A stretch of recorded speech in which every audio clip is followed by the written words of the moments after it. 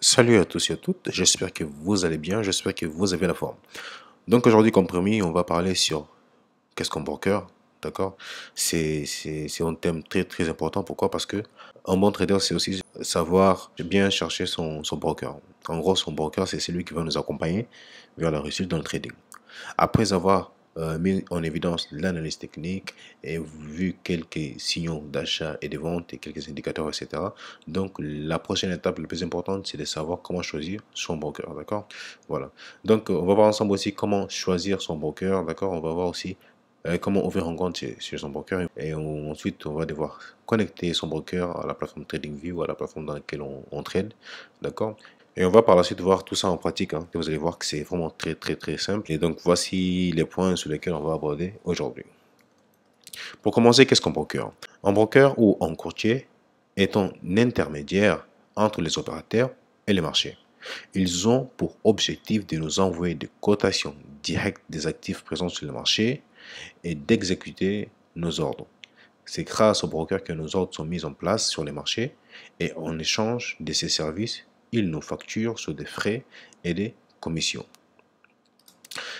Voici l'exemple comment on fonctionne avec les brokers. On a ici les traders, d'accord, qui lancent une opération et que cette opération va vers les brokers. À travers les brokers, cette opération va tout droit vers le marché. D'accord?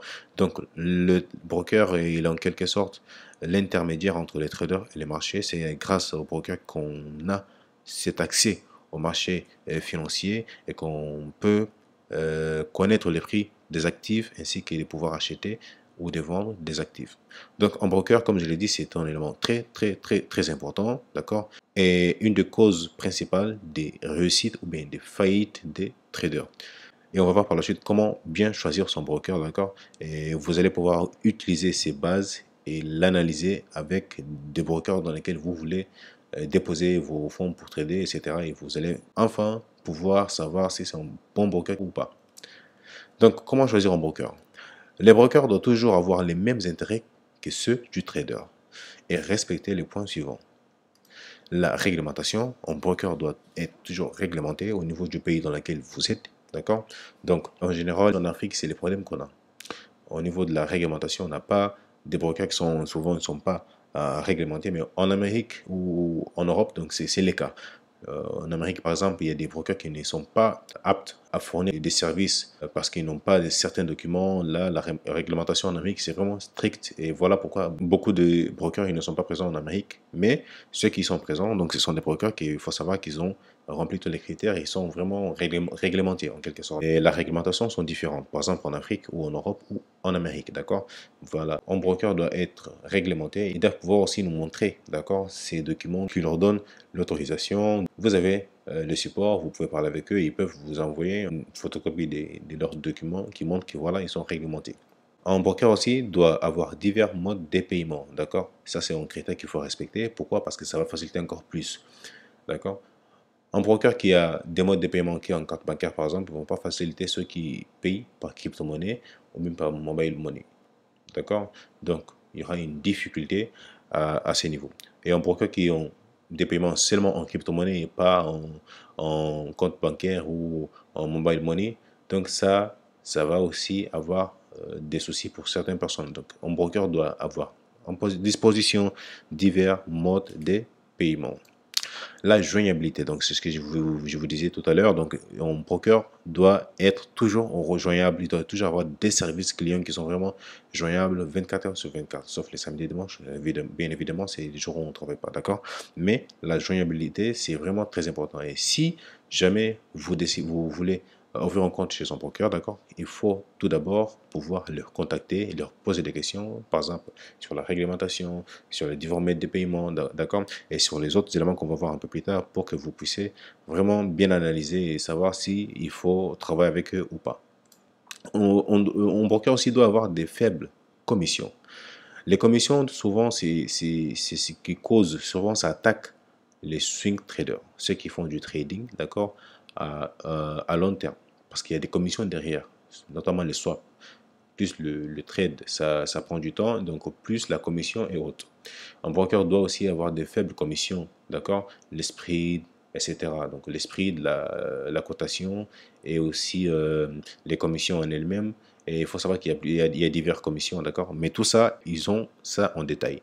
Et à chaque fois que vous voulez ouvrir un compte, encore une fois, vous leur posez toutes ces questions, d'accord? Toutes ces lignes-là, j'aimerais bien que vous la mémorisez. Vous pouvez prendre un screenshot, d'accord? Et vous allez poser ces questions sur la réglementation, les différents modes de paiement, les taux de commission, etc. Mais il faut savoir que broker doit toujours proposer des faibles commissions.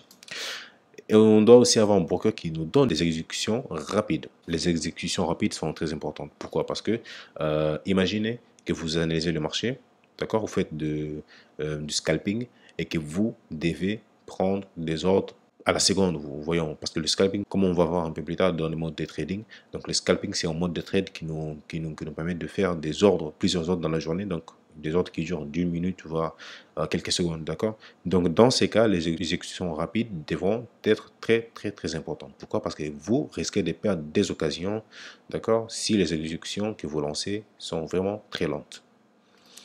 La possibilité d'avoir un compte démo, voilà un critère vraiment très important.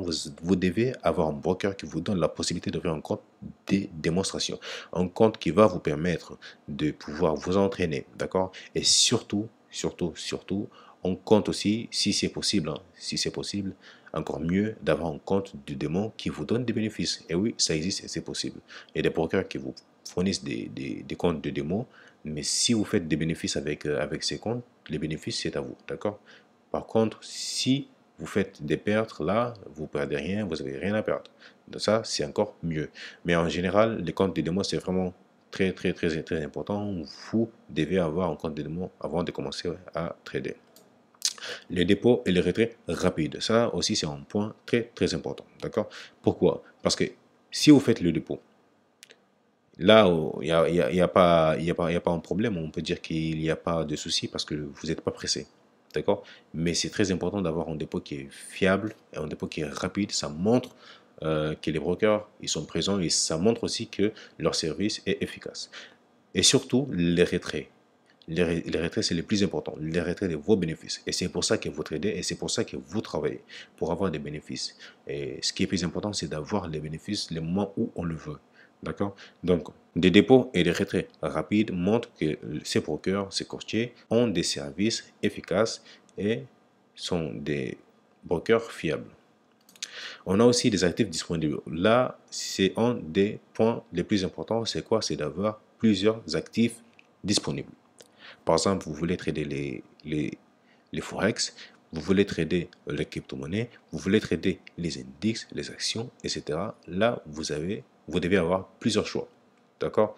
Donc, si vous êtes spécialisé seulement dans les forex, là, vous allez trouver votre choix. Si vous êtes spécialisé seulement dans les crypto-monnaies, vous allez trouver votre choix en nombreux crypto-monnaies, les bitcoins, Ethereum, BNB, etc. Donc, il faudrait avoir divers choix sur les actifs. Et ça, c'est un des points les plus importants. Et autres. Pourquoi je dis autres ici? Parce qu'il y en a d'autres points, par exemple le maximum de retraits, d'accord? Le maximum de retraits aussi, c'est très très important. Et qu'est-ce que les brokers, vous les posez toutes les questions. Mis à part ces questions ici qu'on voit sur la réglementation, les divers modes de paiement, la joignabilité, ça vous allez le savoir une fois que vous communiquez avec eux, des commissions, les exécutions, d'accord, en compte démo, les retraits et les actifs disponibles. Vous avez aussi la possibilité de leur demander qu'est-ce qu'ils ont comme issue de secours dans les cas où l'entreprise vient à s'effondrer. Parce qu'il faut savoir qu'un broker, c'est un courtier et c'est une entreprise en fait. Et ils sont là aussi pour gagner de l'argent. D'accord? Et chaque entreprise peut faire faillite. Donc là, vous pouvez leur questionner sur comment ils comptent réagir une fois que, si jamais l'entreprise risque de s'effondrer. Là, ils vont vous expliquer. S'ils sont vraiment joignables et clairs dans leurs propos, ils vont vous expliquer que nous, on ne prend pas, soit on ne prend pas des responsabilités, et la totale responsabilité c'est de ses clients, ou soit ils peuvent prendre des responsabilités sur les fonds allant de ces niveaux, de 1 million d'euros par exemple, ou de 100 000 euros, à un niveau, d'accord? Donc, toutes ces questions, il faut la poser pour être vraiment sûr d'avoir un bon broker. Donc là, j'aimerais bien que vous notez tous ces points et que vous posez toutes ces questions à vos brokers. Si toutes ces cases-là, ils sont vraiment remplis, là, vous pouvez alors avoir confiance à ces brokers. Alors, comment ouvrir un compte chez un broker? Une fois qu'on a les brokers qui a rempli tous ces critères, d'accord, ce qu'on aura besoin, c'est de quoi? C'est d'ouvrir un compte. Mais il faut savoir que ouvrir un compte chez un broker, c'est pas la même chose. Mais ici, on va généraliser un peu pour vous familiariser un peu avec les questions qu'ils vont vous poser parce que souvent, ça dépend des brokers, mais souvent, c'est des questions qui sont vraiment très, très, très pertinentes. Donc, généralement, chez les brokers, il y a deux étapes pour créer un compte. Il y a l'étape simple et l'étape complète. L'étape simple, c'est vraiment simple, d'accord? C'est juste le pays de résidence, où est-ce que vous résidez. Vous écrivez, vous notez le pays de résidence, où est-ce que vous vous trouvez, l'adresse email, d'accord? Vous mettez votre adresse email et le mot de passe. Attention, l'adresse email, il faudrait que ce soit une adresse email qui est utilisable. Pourquoi? Parce qu'ils vont vous envoyer un message de confirmation dans cette adresse que vous allez la composer ici et ensuite ils vont vous envoyer un code pour que vous puissiez l'activer, d'accord, activer le compte. Et une fois que vous activez le compte, vous insérez le mot de passe que vous avez choisi pour ce compte et vous avez passé la première étape qui est l'étape simple.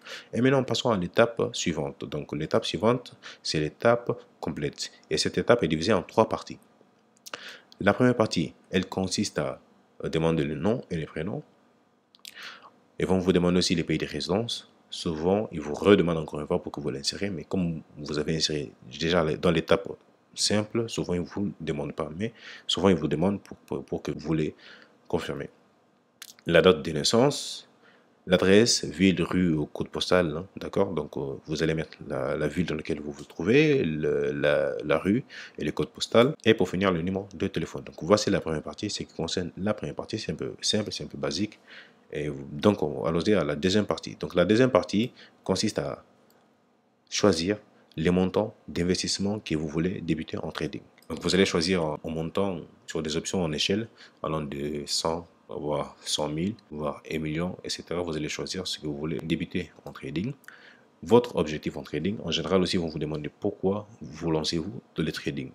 Parce que vous pensez faire du trading votre métier, ou bien soit parce que vous pensez faire du trading en second métier, etc. Donc vous allez juste vous allez avoir des options et vous allez choisir des options qui vont avec vous. D'accord? Votre statut de l'emploi. Si vous êtes employé, ou bien si vous êtes étudiant, si vous êtes sans emploi, etc. D'accord? Et ensuite, on vous demande votre revenu annuel. D'accord? Vous allez juste choisir entre les options et la provenance de vos fonds. D'où est-ce que vous trouvez ces fonds que vous avez mis dans votre revenu annuel? Si dans votre revenu annuel, vous mettez que vous avez un revenu annuel de 100 000 euros, donc là, ils vont vous demander d'où est-ce que proviennent ces fonds. D'accord? Donc ça, c'est les questions qu'ils vous posent pendant la partie 2. Et pour finir aussi, on a l'estimation de votre patrimoine et le numéro de téléphone. Vous allez le remettre encore une fois. Il faudrait que ça soit au numéro de téléphone dans lequel vous pouvez être joignable. Partie 3. Donc dans la partie 3, ils vont vous demander de choisir la plateforme de trading que vous voulez utiliser. Nous, on avait parlé de la plateforme de trading MT5 et MT4. Si vous utilisez MT5 ou MT4, vous pouvez choisir MT5 ou MT4 ou autre. Il y en a beaucoup. Ninja Trader, il y a TradingView, il y a plusieurs. Vous choisissez seulement celle que vous voulez utiliser. Ensuite, vous devez choisir les types de comptes. Soit un compte standard, ou un compte mini, ou un compte micro. C'est quoi la différence entre ces trois modes de compte? Le compte standard, c'est un compte allant au-delà de 100 000 dollars. Un compte mini-lot, c'est un compte allant de plus de 10 000 dollars. Et un compte micro-lot, c'est un compte allant de plus de 1000 dollars. D'accord? Donc, tout ça, c'est en rapport avec le spread. D'accord? Si vous avez un compte standard, le spread aura une certaine valeur, contrairement à ce que si vous avez un mini lot ou soit en micro lot. D'accord? Donc, ça, c'est en rapport avec le spread. Peut-être que je ferai une vidéo pour vous expliquer bien comment choisir, mais en gros, si vous débutez avec une grande somme, vous pouvez prendre le mode standard. Et si vous débutez avec une somme moyenne, d'accord, allant de 10 000 euros, etc., vous pouvez commencer avec le compte mini. Ou si vous débutez avec un compte allant des 1000 dollars ou moins, vous pouvez avoir le compte micro. Mais même si vous avez un compte micro, vous pouvez lancer des ordres en mini ou bien des ordres en standard. Donc ça va dépendre du lot que vous allez utiliser pour placer en ordre. On va aussi vous demander de choisir l'effet de levier. D'accord? L'effet de levier, c'est ce qui va vous permettre de vous donner plus de volume dans votre capital, de trader avec le capital qu'on n'en a pas. Donc en gros, le broker va vous prêter de l'argent qui va vous permettre de trader encore plus. Si vous avez 100 dollars au départ, donc grâce effet de levier, vous pouvez avoir 1000 dollars ou voire 10 000 dollars. Mais c'est très dangereux. L'effet de levier, il faut toujours choisir le minimum possible. Ou soit même au début, ne pas commencer avec l'effet de levier. Ensuite, il va vous demander de choisir la base des devises. Si vous voulez votre compte, que ce soit en dollars ou bien en euros, etc., vous allez choisir. Et ensuite, on va vous demander d'accepter les termes et conditions pour que vous puissiez commencer à utiliser la plateforme. Pour finir, ils vont vous envoyer, une fois que ces étapes sont finies, ils vont vous envoyer un mot de passe, d'accord? Un mot de passe qu'ils vont vous envoyer et le ID, ça va se trouver dans le compte email que vous avez inséré premièrement. Qu'est-ce que ça veut dire? Donc, c'est cette mot de passe et cette ID number qui va vous permettre de vous connecter dans votre compte de trading. On a ici une note importante à retenir, c'est que certaines cases dépendront de vos professions et de vos parcours. Pourquoi je dis cela? Parce que si vous choisissez, par exemple ici dans le revenu annuel, vous choisissez un revenu annuel très élevé, donc vous aurez plus de cases qui vont vous demander encore plus de questions. Si par exemple, vos revenu annuel vous dites 0, donc vous n'aurez pas forcément plusieurs de questions. Donc, certaines cases vont dépendre de la question, de la réponse que vous avez fournie. Voici la prochaine étape. Je vais vous donner quelques conseils avant d'ouvrir un compte. Toujours utilisez votre nom et prénom présents sur vos documents, carte d'identité ou passeport. Donc, il faut toujours utiliser ces coordonnées qui correspondent à ces documents. Et toujours utiliser l'adresse email disponible, hein, comme je vous l'avais dit au début. L'adresse email que vous insérez doit être l'adresse email que vous utilisez. D'accord? Il faut toujours insérer un numéro de téléphone joignable parce que des fois, ils peuvent vous appeler pour vous confirmer que c'est bien vous, etc. Donc, ça va dépendre des brokers aussi. Et aussi, toujours utiliser une plateforme d'analyse autre que celle proposée par votre broker. C'est ça qui va te permettre, par exemple, si vous utilisez deux écrans, vous pouvez analyser le marché avec un seul écran et trader avec sur l'autre, d'accord? Ou si vous avez votre portable avec vous. Mais si vous voulez aussi, vous pouvez utiliser la même plateforme. Par exemple, si vous avez MetaTrader 5, vous pouvez ouvrir votre compte là-bas et trader directement là-bas. Mais en général, on donne ces conseils. C'est pourquoi? Parce que quand on fait face, souvent on fait face à des mauvais brokers. Et les brokers savent qu'on est en train de faire des analyses et il y a des brokers qui jouent contre, d'accord, contre les traders. Pour éviter cela, donc, il est conseillé d'utiliser une plateforme d'analyse autre que celle proposée par votre broker. Choisissez le type de portefeuille en se basant sur les critères suivants. Premièrement, un fonds de plus de 100 000 dollars, c'est un compte standard. Si vous avez un fonds de plus de 100 000 euros, d'accord, 100 000 dollars plutôt, vous pouvez utiliser le compte standard. Et si vous avez un fonds de plus de 10 000 dollars, vous pouvez utiliser un compte mini. Et si vous avez un fonds de plus de 1000 dollars, donc vous pouvez utiliser un compte micro, d'accord. Ne jamais abuser sur l'effet de levier, donc c'est ce qu'on avait vu un peu plus tôt. Donc l'effet de levier, il faut jamais abuser, d'accord, parce que l'effet de levier, c'est vrai qu'on a un capital supérieur à ce qu'on a de base, mais l'effet de levier aussi peut causer la perte. Pourquoi? Parce que vous avez un capital qui est vraiment plus élevé que le capital de base.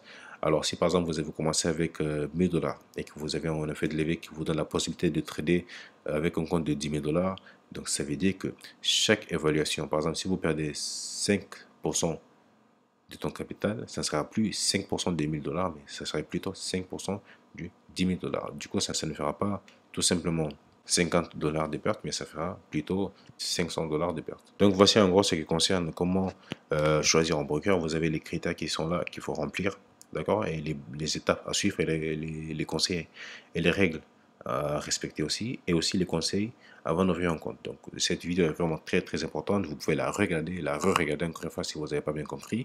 Donc si vous n'êtes pas encore abonné, je vous invite à vous abonner et à liker cette vidéo et à la partager. Si vous avez des questions, n'hésitez pas à la poser dans la barre des commentaires. On se donne rendez-vous pour une prochaine vidéo. Et pour les prochains cours, comme toujours, hein, à la fin de chaque vidéo, je vous donne les thèmes pour les prochains cours.